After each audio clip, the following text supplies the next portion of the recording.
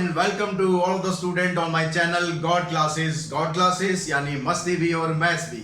अगर आप हमारे पिछले वीडियोस देखते आए तो आपको पता होगा कि हम यहाँ पर मैथमेटिक्स नहीं करते, सिर्फ मैथमेटिक्स कंसेप्ट बेस्ड करते हैं, आपके कंसेप्ट क्लियर करने की कोशिश करते हैं जिससे आपको मैथमेटिक्स में कभी भी दिक्कत ना हो। तो आज हम कर रहे हैं सबसे इंपॉर्टेंट टॉपिक, बहुत इंपॉर्टेंट टॉपिक है आपकी बोर्ड क्लासेस के लिए भी, आपकी मैथमेटिक्स की स्टडी के लिए भी। आज का जो टॉपिक है वो है सम एप्लीकेशंस ऑफ ट्रिग्नोमेट्री, जिसको आप बोल सकते हैं हाइट एंड डिस्टेंस।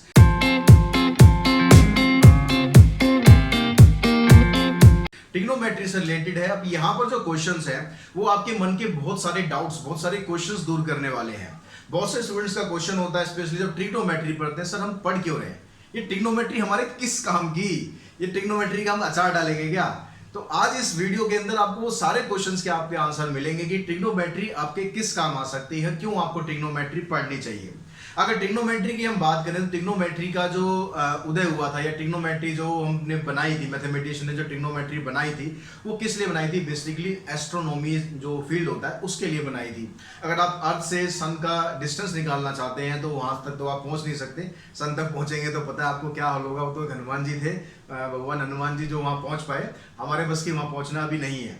तो ऐसे अगर आप पृथ्वी के साथ अगर डिस्टेंस निकालते हैं स्टार्स का, मून का, तो क्या ऐसे पॉसिबल है कि हम यहाँ बैठे बैठे डिस्टेंस निकाल लें? तो उसके लिए हमें किसी कंसेप्ट की जरूरत होती है, वो कंसेप्ट है ट्रिग्नोमेट्री।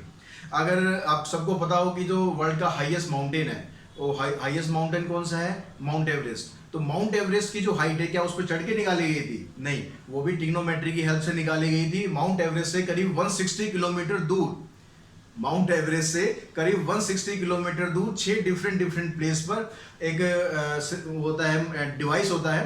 उस डिवाइस की हेल्प से, जिससे आप एंगल मेजर करते हैं, तो उस डिवाइस की हेल्प से और ट्रिग्नोमेट्री की हेल्प से माउंट एवरेस्ट की हाइट निकाली गई। उसके बाद से डिक्लेयर किया गया कि वर्ल्ड का सबसे हाईएस्ट माउंटेन है। तो ट्रिग्नोमेट्री का जो यूज है आप एस्ट्रोनॉमी में भी कर सकते हैं, ज्योग्राफी में कर सकते हैं, किसी चीज की पोजीशन निकालने के लिए कर सकते हैं, हाइट निकालने के लिए कर सकते हैं। आप बहुत बड़ी बिल्डिंग की हाइट निकालना चाहते हैं, आप मान लो कुतुब मीनार देखने जा रहे हैं, हमारे इंडिया में बहुत फेमस है, बहुत लंबी इमारत है कुतुब मीनार। आप उसकी हाइट निकालना चाहते हैं तो कैसे निकालेंगे? उस पर चढ़ के ऊपर वहां पर वो मेजरिंग टेप है वो लटकाएंगे? नहीं, उसमें भी आप ट्रिग्नोमेट्री की हेल्प से उसको बड़े इजीली निकाल सकते हैं। तो इसी तरह के क्वेश्चंस हम सारे यहाँ पर डिस्कस करेंगे कि ट्रिग्नोमेट्री की हेल्प से आप ये सारी प्रॉब्लम्स कैसे आप दूर कर सकते हैं। लेकिन उससे पहले कुछ बेसिक चीजों के बारे में आपका जानना जरूरी है। जो बेसिक चीजें यहाँ पर क्या क्या होती हैं, कौन सी टर्म्स हैं जिन्हें हम बार बार यूज करते हैं, उनका मतलब क्या है, वो मतलब जब तक आपको नहीं पता होगा तब तक आप क्वेश्चंस को आगे सॉल्व नहीं कर पाएंगे।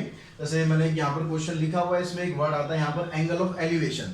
अब ये एलिवेशन का मतलब है कि एंगल ऑफ एलिवेशन क्या होता है। तो एंगल ऑफ एलिवेशन का मतलब आप समझने की कोशिश करें तो एंगल ऑफ एलिवेशन ये है, सपोज आप यहाँ पर हैं अभी, ठीक है, आप एज ए ऑब्जर्वर यहाँ पर आप किसी चीज को देख रहे हैं। अब जिस चीज को आप देख रहे हैं वो चीज आपसे बहुत ऊपर है, ठीक है, बहुत ऊपर हो या ऊपर हो उससे कोई मैटर नहीं, हमसे ऊपर है। ऊपर है तो इसका मतलब आप जब उसको देखोगे तो ऊपर की तरफ देखोगे, ऐसे ऊपर की तरफ देखोगे। जब आप इसे ऊपर की तरफ देख रहे हो तो ये जो हमारे पास लाइन आती है इसको हम बोलते हैं लाइन ऑफ साइट, ठीक है। ये लाइन ऑफ साइट कौन सी होगी? जो ऑब्जर्वर की आई है, जहां से ऑब्जर्वर उसको देख रहा है और जिस ऑब्जेक्ट को देख रहा है, तो उसके बीच में ये जो लाइन आती है इसको हम बोलते हैं लाइन ऑफ साइट। अब लाइन ऑफ साइट पता लग गया भाई, एंगल ऑफ एलिवेशन क्या है? एंगल ऑफ एलिवेशन हमेशा बनेगा हॉरिजॉन्टल के साथ। हॉरिजॉन्टल लाइन और लाइन ऑफ साइट ये दोनों मिलकर बनाएंगे एंगल ऑफ एलिवेशन। तो ये लाइन ऑफ साइट होगी, ये हॉरिजॉन्टल लेवल हो गया। हॉरिजॉन्टल लेवल का मतलब ये नहीं कि ग्राउंड ही होगा हर बार। हॉरिजॉन्टल लेवल का मतलब है कि जहां से उस चीज को देखा जा रहा है वहां से हॉरिजॉन्टल लेवल। अगर मैं अपनी आईज की बात करूं तो हॉरिजॉन्टल लेवल यहां पर नापा जाएगा, ये नहीं कि ग्राउंड से एंगल नापा जाएगा। जहां से हम देख रहे हैं वहां से आपका हॉरिजॉन्टल होना चाहिए। तो ये जो एंगल बनेगा लाइन ऑफ साइट के बीच में और हॉरिजॉन्टल लेवल के बीच में, इसको एंगल को हम बोलते हैं एंगल ऑफ एलिवेशन, ठीक है। इस एंगल को हम बोलते हैं एंगल ऑफ एलिवेशन। आपको वैसे भी याद रह सकता है एलिवेशन वर्ड, अगर आप ध्यान से देखेंगे एलिवेशन वर्ड आपको कई और चीजों की याद भी दिलाएगा। आप जैसे किसी लिफ्ट को यूज करते हैं, अगर एस्केलेटर्स को यूज करते हैं मॉल्स में, तो जो चीज आपको नीचे से ऊपर लेके जाती है, नीचे से ऊपर लेके जाती है, उसको क्या बोलते हैं? एलिवेटर्स बोलते हैं। तो यहाँ पर भी क्या है, उसी वर्ड से बन गया एंगल ऑफ एलिवेशन। तो आप एलिवेशन से क्या मतलब समझे? एंगल ऑफ एलिवेशन वो एंगल होता है जो लाइन ऑफ साइट और हॉरिजॉन्टल लेवल के बीच में बनता है, जब आप किसी ऑब्जेक्ट को जो आपसे ऊपर है उस ऑब्जेक्ट को आप देखेंगे तो वहां पर बनेगा एंगल ऑफ एलिवेशन। क्लियर हो गया एंगल ऑफ एलिवेशन। अब अगर हम मान लो ऊपर खड़े हैं, आप मान लो अपनी किसी बिल्डिंग है आपकी 2-3 मंजिली, आप वहां पर खड़े हैं, वहां से आपका कोई फ्रेंड नीचे आ रहा है, उस फ्रेंड को आप देख रहे हैं, तो क्या होगा, तो क्या होगा उसको भी देखते हैं क्या होगा भाई। आप मान लो ये आपकी बिल्डिंग है, यहाँ पर आप खड़े हैं और आपका दोस्त यहाँ से आपको दिखता है, ठीक है, यहाँ पर आपका फ्रेंड है, यहाँ पर आप हैं, तो आप जब इसको देख रहे हैं तो इसको देख रहे हैं, तो ये लाइन ऑफ साइट होगी, ठीक है, ऊपर से आप नीचे देख रहे हैं तो लाइन ऑफ साइट होगी। अब यहाँ पर आप खड़े हैं तो हॉरिजॉन्टल लेवल कहाँ होगा, ये हॉरिजॉन्टल लेवल नहीं है, ध्यान रखें, ये वर्टिकल लेवल है। हॉरिजॉन्टल लेवल ये भी नहीं लेना आपको, आप कहाँ खड़े हैं, आप जहां खड़े हैं वो हॉरिजॉन्टल लेवल वहां से देखना आपको, ये लाइन जो आएगी ये हॉरिजॉन्टल लाइन होगी। तो ये जो एंगल बनेगा यहाँ पर, इस एंगल को बोलेंगे एंगल ऑफ डिप्रेशन, ठीक है, क्या है, angle of depression. Depression word क्या होता है, डिप्रेशन मतलब मेंटली डिस्ट्रॉय होना, मेंटली खत्म होना, मतलब और नीचे जाना, तो आप ऐसे भी याद रख सकते हो, डिप्रेशन मतलब नीचे की तरफ, ठीक है। तो जब आप नीचे से ऊपर देख रहे हैं तो एंगल ऑफ एलिवेशन, और जब आप ऊपर से नीचे देख रहे हैं तो क्या है, एंगल ऑफ डिप्रेशन। ये दो एंगल बार बार क्वेश्चंस में यूज होंगे, तो इन दोनों का मतलब आपको पता होना चाहिए। अब एंगल ऑफ डिप्रेशन जब हम लेंगे तो क्वेश्चन बेसिकली हमें सॉल्व करना है, तो सॉल्व करने के लिए हम कोशिश करते हैं कि थोड़ा सा हम सिंपल रखें क्वेश्चंस को। तो एंगल ऑफ डिप्रेशन में एंगल बनेगा तो यहाँ पर शो आपको यहीं पर करना है, लेकिन जब उसका सॉल्यूशन करेंगे तो हम क्या करेंगे, यहाँ पर एक हॉरिजॉन्टल लेवल और लेंगे, और जो ये एंगल हो, मान लो यहाँ थीटा है एंगल, तो यहाँ पर भी हम इसको एंगल को थीटा रखेंगे। अब ये थीटा है तो ये भी थीटा क्यों होगा, बराबर क्यों होगा, इसके पीछे लॉजिक क्या है, इसके पीछे लॉजिक भी आप समझ लें। ये हॉरिजॉन्टल लेवल है, ये भी हॉरिजॉन्टल लेवल है, तो हॉरिजॉन्टल लेवल दोनों आपस में क्या होंगे, पैरेलल होंगे। अब जब दो पैरेलल लाइन होती है, ये पैरेलल लाइन का कंसेप्ट अगर आपको याद है, तो दो पैरेलल लाइन होती है, आप इसकी एक ट्रांसवर्सल लाइन यहाँ बनाते हैं, तो ये वाला एंगल इस वाले एंगल के बराबर होता है कि नहीं होता, कौन सा एंगल होता है, ऑल्टरनेट इंटीरियर एंगल, सही समझे। तो ऑल्टरनेट इंटीरियर एंगल हमेशा बराबर होते हैं, इसलिए अगर ये एंगल थीटा है तो ये एंगल भी थीटा ही होगा। अब आप जब ये ट्राइंगल लेंगे तो इस ट्राइंगल में आपके पास ये एंगल आ गया, इसकी हेल्प से आप बाकी जो चीजें इंफॉर्मेशंस हैं उनकी हेल्प लेकर जो आपको निकालना है वो आप बड़े इजीली निकाल पाएंगे। तो हम इस एंगल का यूज ना करके डायरेक्टली हम इस एंगल का यूज करेंगे। समझ में आ गई। दूसरी चीज, जब भी आप इसमें क्वेश्चंस करेंगे तो आपको हमेशा किस तरह के ट्राइंगल लेने हैं, राइट एंगल ट्राइंगल्स पिक करने हैं, वही आपके सिलेबस में है। और बेसिकली राइट एंगल ट्राइंगल में ही हम नॉर्मली ट्रिग्नोमेट्री यूज करते हैं। तो राइट एंगल ट्राइंगल आपको लेने हैं, ठीक है, ये बात क्लियर होगी। अब राइट एंगल ट्राइंगल आपने ले लिए भाई, एंगल भी आपको पता चल गए, सॉल्व कैसे करेंगे। सॉल्व करने के लिए आपको बहुत ज़्यादा ट्रिग्नोमेट्री की ज़रूरत नहीं है। जैसे हमने 8 चैप्टर में क्या था, बहुत सारी आइडेंटिटीज थी, वो सब आपको याद करनी थी, तब जाके आप वो क्वेश्चंस को सॉल्व कर पा रहे थे। यहाँ पर ऐसा कुछ नहीं है, बहुत ज़्यादा ट्रिग्नोमेट्रिक आइडेंटिटी आपको याद नहीं करनी, बहुत ज़्यादा वैल्यू भी आपको याद नहीं करनी। आपको सिर्फ याद होनी चाहिए 30 डिग्री, 60 डिग्री और 90 डिग्री, सॉरी 45 डिग्री। ये अगर तीन वैल्यू आपको आती हैं, 30 डिग्री, 45 डिग्री और 60 डिग्री साइन कॉस टेन, तो आपको और किसी वैल्यू की इसमें जरूरत नहीं पड़ेगी। साथ में आपको रेशो की जरूरत पड़ेगी, P/H, B/H, P/B, ये सब रेशो पड़ी थी 8 चैप्टर में। अगर ये सब चीजें याद नहीं है तो मेरा वीडियो देखेंगे, उसमें सब डिटेल में आपको बताया हुआ है। ऊपर आई बटन में लिंक दे दूंगा आपकी फैसिलिटी के लिए, तो वहां पर आप जाके देखना, सारी चीजें एक बार फिर समझना। फिर भी अगर आपको रेशो को समझना है, रेशो को याद रखना है, तो उसके लिए हमें पता है ज़्यादा प्रॉब्लम नहीं होती। क्यों नहीं होती? पंडित जी का साथ सबका विकास। क्या पंडित जी क्या है हमारे साथ? पंडित बद्री प्रसाद हर हर बोले। याद है कि भूल गए? या भोले भाई बाबा का नाम है, भूल मत जाना बिल्कुल भी, नहीं बड़ी परेशानी हो जाएगी। पंडित बद्री प्रसाद हर हर भोले। तो ये सारी आपकी जो रेशो है वो सब रेशो आपको यहाँ से रिकॉल हो जाएंगी।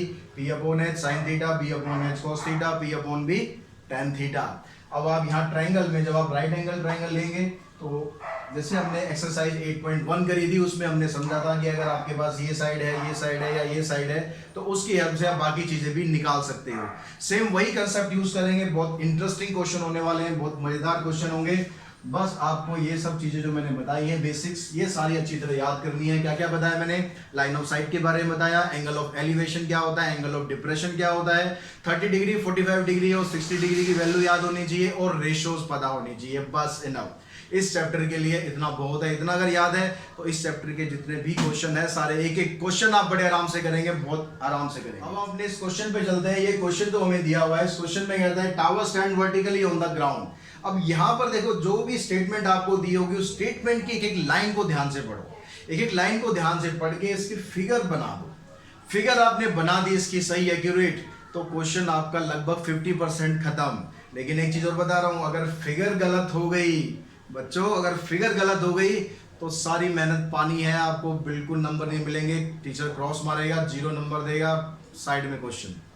तो सबसे इंपॉर्टेंट चीज क्या है, इसकी फिगर आपको कंस्ट्रक्ट करनी है सही से। फिगर कैसे कंस्ट्रक्ट होगी, फिगर के लिए आपको एक एक लाइन ध्यान से समझनी है कि इस लाइन में क्या दिया हुआ है, इसका मतलब क्या है। ये लाइन आपको समझ में आ गई तो फिगर आप बना लेंगे। अब यहाँ पर देखते हैं, हम फिगर बनाने की कोशिश करते हैं। यहाँ से यहाँ कहता है टावर। टावर क्या होता है, टावर होगा हमेशा वर्टिकल। ये बताएगा नहीं आपको वर्टिकल है, टावर अंडरस्टूड है कि वर्टिकल होता है। लीनिंग टावर और पीसा को छोड़ दो, वो तो झुका हुआ है, लेकिन बाकी जो नॉर्मली टावर है वो सारे वर्टिकली स्टैंड करते हैं। तो वर्टिकली आपने टावर बना दिया, ये टावर हो गया यहाँ पर, ठीक है। अब इस टावर के साथ क्या हो रहा है, टावर वर्टिकली, यहाँ पर लिखा भी वैसे वर्टिकली पर जरूरी नहीं लिखा होगा। On the ground, from a point on the ground which is 50 meter away. एक पॉइंट है ग्राउंड पर जो कि इससे 15 मीटर की डिस्टेंस पर है। ये ग्राउंड लेवल आ गया आपका पास, यहाँ पर 15 मीटर का डिस्टेंस है ये, और ये एक पॉइंट है, ठीक है जी। एक पॉइंट हो गया ये बी मान लेते हैं, ये सी मान लेते हैं। ये टावर बन गया। इस टावर से 15 मीटर के डिस्टेंस पर एक ये पॉइंट है। अब इस पॉइंट का हमें क्या करना है, from the foot of the tower the angle of elevation of top of tower. Top of tower ये है, इसका एंगल ऑफ एलिवेशन कितना है, 60 डिग्री। कहां से है, जिस पॉइंट को उसने दिया हुआ है ग्राउंड पर। तो यहां से आप इस टावर को देख रहे हो तो एंगल बन रहा है आपका 60 डिग्री। क्लियर होगी बात, समझ में आ गई एंगल कहां पर बन रहा है, कैसे बन रहा है और क्या क्या दिया हुआ है आपको। बस यही चीज आपको समझनी है, फिगर सही से बनानी है। क्वेश्चन चुटकियों में सॉल्व होने वाला है, चुटकियों में। तो यहाँ देखो 60 डिग्री आ गया, ये 15 हो गया, और आपको ये टावर की हाइट फाइंड करनी है। टावर की हाइट आप मान लेंगे, मान सपोज इसको मान लेते हैं h, ठीक है। अब जो ट्रिग्नोमेट्रिक रेशोज होती है उसमें आपने पढ़ा कि P/B क्या होता है। मैं तीनों लिख देता हूँ, पंडित बद्री प्रसाद हर हर भोले। तो यहाँ से आपको इन तीनों में से कोई एक रेशो लेनी है। कौन सी रेशो लेनी है वो समझो। यहाँ पर ये आपको हाइट फाइंड करनी है। क्या करना है, परपेंडिकुलर हाइट जो है ये आपको फाइंड करनी है। बेस आपको दिया हुआ है, तो परपेंडिकुलर और बेस में जो रिलेशन है वो यूज करना है। परपेंडिकुलर अपॉन बेस, सिर्फ ये रिलेशन यूज करना है। यहाँ पर इस ट्रायंगल में देखेंगे आप, परपेंडिकुलर है BC, बेस है यहाँ पर AB, और ये आ गया एंगल आ गया कितना, tan 60 डिग्री। क्योंकि रेशो क्या होती है, P/B की रेशो क्या होती है, tan होती है, तो इसलिए यहाँ पर tan यूज करना है। एंगल आपको दिया हुआ है 60 डिग्री। अब देखो BC की हाइट आपको निकालनी है, AB आपको 15 दिया हुआ है। tan 60 की वैल्यू फटाफट सोचो दिमाग में क्या होगी, tan 60 कितना होगा, जल्दी बताओ फटाफट। tan 60 होता है √3। वैल्यू सारी याद होनी चाहिए आपको, वैल्यू याद होंगी तो बड़े जल्दी क्वेश्चन करोगे। इसको उधर ले जाएंगे, h की वैल्यू होगी 15 √3। तो ये आपकी हाइट आ गई, हाइट ऑफ टावर आ गई। Height of tower equals to 15 √3 meter. Unit का भी ध्यान रखना है कि यूनिट यहाँ पर क्या दिया, 15, ये मीटर में था, ये मीटर में था, तो हाइट भी मीटर में निकलेगी। अब आपके दिमाग में क्वेश्चन आएगा √3 का क्या करें, कुछ नहीं करना √3 का। अगर क्वेश्चन में स्पेसिफिकली मेंशन हो कि इसकी हाइट जो आपको डेसिमल्स में बतानी है, या क्वेश्चन में यहाँ पर लिखा हो कि यूज √3 इक्वल्स टू 1.732, तो इसकी वैल्यू यूज करनी है, वरना कुछ नहीं करना है इसका, ऐसे कैसे रहने देना है, कोई इसको परेशान नहीं करना बिल्कुल भी। तो इस तरह से ही क्वेश्चन देखा आपने। क्वेश्चन को समझने के लिए बस क्या करना है, इसकी लाइन को ध्यान से पढ़ो, फिगर बनाओ। फिगर आपने सही बना दी, क्वेश्चन आपका बड़ी जल्दी सॉल्व हो जाएगा। तो इस तरह से जो बेसिक कंसेप्ट था हमारा ट्रिग्नोमेट्री, एप्लीकेशन ऑफ ट्रिग्नोमेट्री का, वो मैंने आपको इस वीडियो में समझाया।